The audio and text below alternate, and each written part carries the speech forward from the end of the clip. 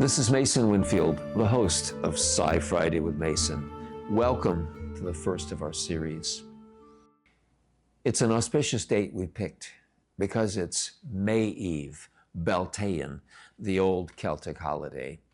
And you know, these ancient holidays that were so important to pre-industrial societies can be really powerful points of the year, even for people living now in our society.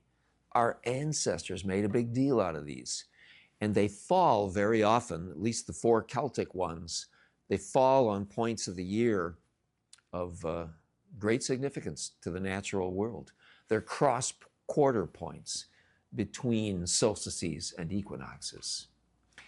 Probably the Celtic festival every American knows best would be Halloween.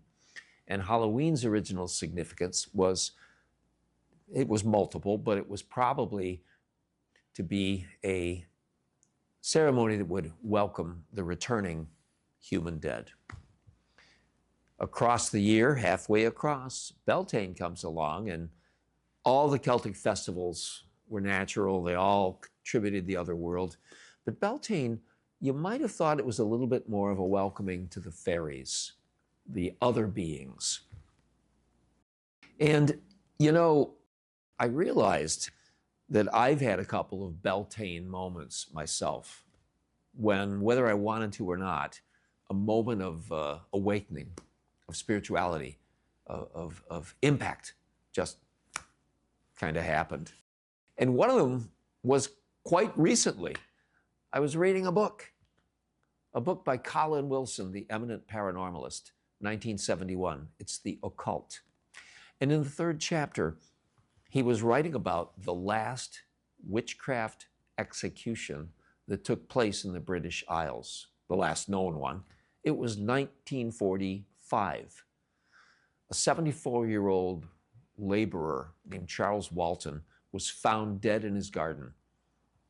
Pitchfork through him, billhook, cross carved on him, and he was suspected to be a witch, and his neighbors killed him. And the case was never solved. And as Colin Wilson wrote about that, he mentioned the witchcraft associations of the whole region.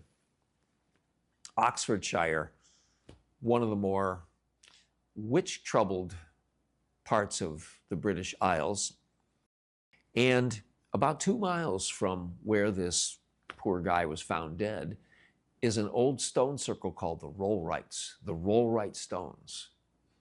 And I realized that this bolt of apprehension I had, it shot through me like the bolt of a shadow crossbow or the strum of a supernal harp.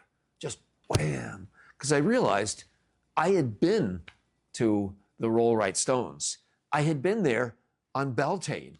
It had been decades before in my backpack college kid days, but yeah, I had decided, I was touring the Isles, and I decided that I was going to spend a power night, either a May Eve or a Halloween or one of the power nights. I was going to spend it by an ancient stone circle. And if you're going to see the other world, I don't know when or where you might have a better choice of it. And so that was what I was planning to do. But Oxford is a very interesting place, even without witches and stone circles, because also on May Eve, the whole town parties all night, and then at dawn they have these dancers in crazy costumes. They call them the mummers. And they may look a little goofy, but they are really profound because their mythological ancestry goes way back to the Saxons, to the Vikings, to maybe the Celtic people. It is very mysterious. And I decided to stay in town and party with my friends and see the mummers. And so the next day, I hitchhiked out to the Rollrights. And it's probably good that I didn't go out there at midnight, because when I got there, I had the sense of a commotion that was just about over with. The constables had just finished their investigation, and the cars of the officers were pulling away. I managed to catch one of the last cars pulling away, and the passenger rolled down the window and told me what had happened the night before. Someone had held a black mass at the Rollright stones, and there were some sacrifices, which is a little grim.